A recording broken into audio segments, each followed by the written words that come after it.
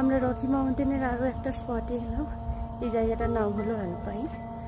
তো এখন আমরা হাইক করে ওপরে উঠছি। সিঁড়ির মতো করা রয়েছে, তো ওপর থেকে সুন্দর একটা ভিউ পাওয়া যাবে। তো আমরা ওপরেই যাচ্ছি এখন, আর অপোজিট সাইডটা আপনাদেরকে দেখাচ্ছি কতটা সুন্দর।